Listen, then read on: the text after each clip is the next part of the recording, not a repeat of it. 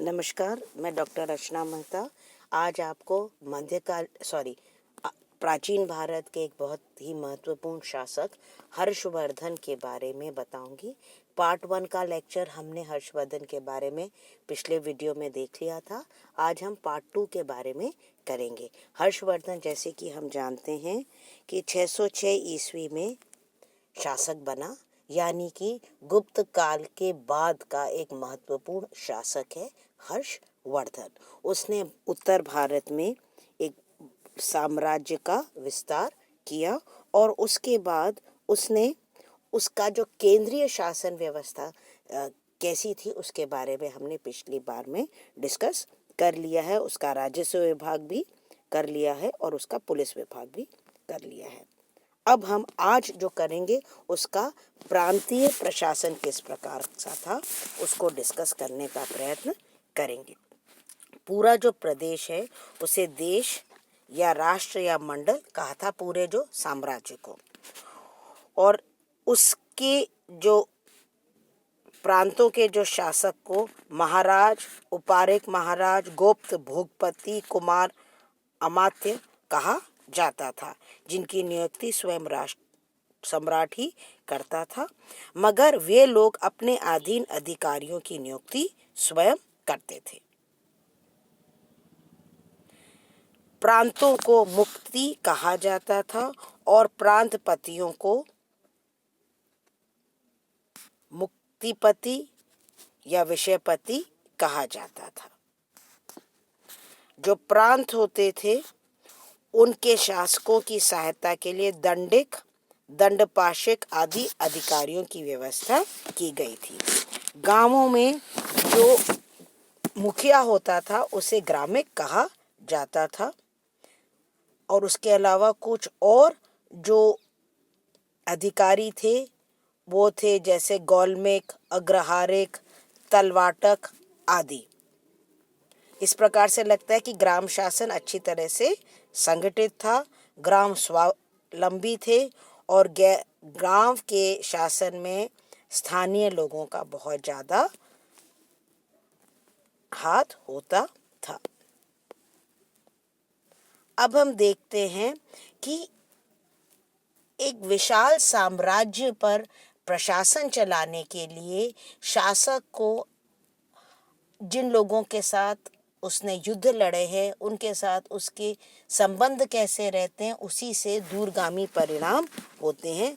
तो हेनसांग लिखता है कि सीमापस्थ एवं दूरस्थ शासकों के प्रति हर्ष के जो संबंध थे वो बहुत ही अच्छे थे। वो उदारता और मित्रता के सिद्धांतों पर आधारित थे। उन राज्यों को विकसित होने का पूर्ण अवसर मिलता था।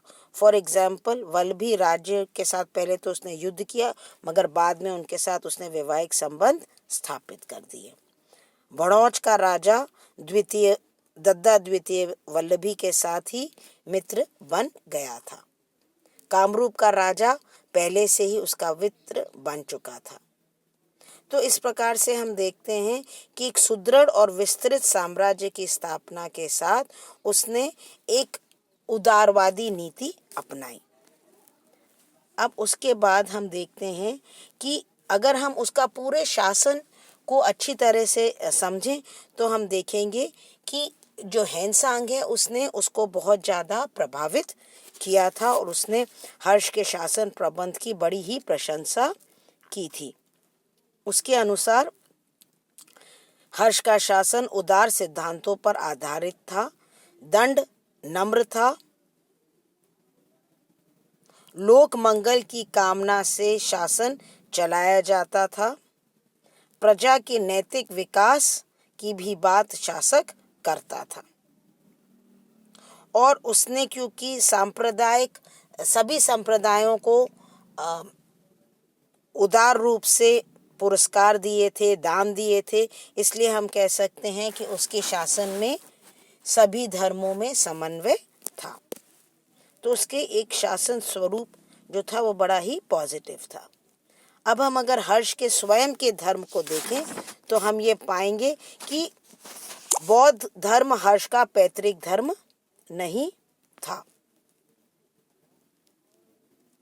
मगर उसने, और वो शिव और आदित्य का की पूजा करता था, ब्राह्मणों को भोजन कराता था और उन्हें बहुत ज़्यादा दान भी देता था। मगर बाद में ह्वेनसांग के संपर्क में आकर वह महायान संप्रदाय का समर्थक बन गया था। इसके बाद हम देखते हैं कि उसने एक सम्मेलन करवाया था और वह था कन्नौज का सम्मेलन, जहां पर महायाना की श्रेष्ठता स्थापित हुई थी।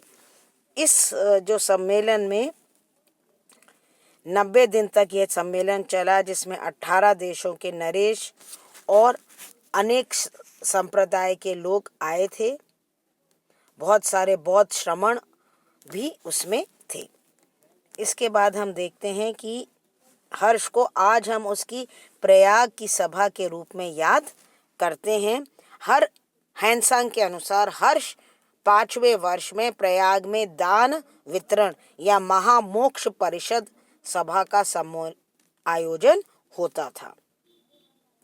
अधिवेशन की समाप्ति पर हर्ष गंगा यमुना के संगम पर अपना छठा पंचवर्षीय दान वितरण देखने के लिए उसने ह्वेनसांग को निमंत्रण दिया था। तो वो वहां पर गया और उसने बताया कि किस प्रकार से पहले शिव फिर आदित्य की पूजा होती थी और उसके बाद 20 दिनों तक ब्राह्मणों को दान दिया जाता था और उसके बाद दूसरे धर्मों के व्यक्तियों को भी दान दिया जाता था।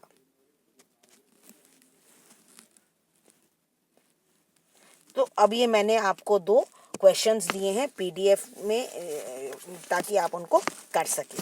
अगर हमको हर्ष को सही तरीके से समझना है तो हमें हर्ष चरित्र को भी समझना पड़ेगा, जो कि बाणभट्ट ने लिखा है। उसके अलावा बाणभट्ट ने कादम्बरी और पर्वती परिणय तथा चंडी शतक नामक ग्रंथों की रचना की है।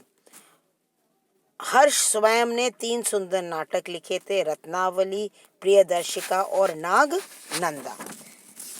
अब अगर हम 2 इतिहासकारों को समझें तो हम ये मान लें कि डॉक्टर राधा कुमुद मुखर्जी या R.K. मुखर्जी और डॉक्टर R.P. त्रिपाठी कहते हैं कि हर्ष के चरित्र में अशोक और समुद्रगुप्त दोनों के गुणों का समन्वय था। समुद्रगुप्त की भांति विभिन्न दिशाओं में विजय प्राप्त करके उसने सम्राट का पद प्राप्त किया था। पूरे देश को उसने राजनीतिक एकता में स्थापित कर दिया था। और अशोक के भांति उसने संपूर्ण अपनी शक्ति को शांति स्थापना में लगा दिया और देश की भौतिक व आध्यात्मिक उन्नति में योगदान दिया। तो वो बेसिकली वो मानते हैं कि ये अशोक और समुद्रगुप्त के गुणों का समन्वय हर्ष में वो देखते हैं। तो इस तरह से आज हमने हर्षवर्धन, एक बहुत ही महत्वपूर्ण टॉपिक है, उसको डिस्कस किया है। धन्यवाद।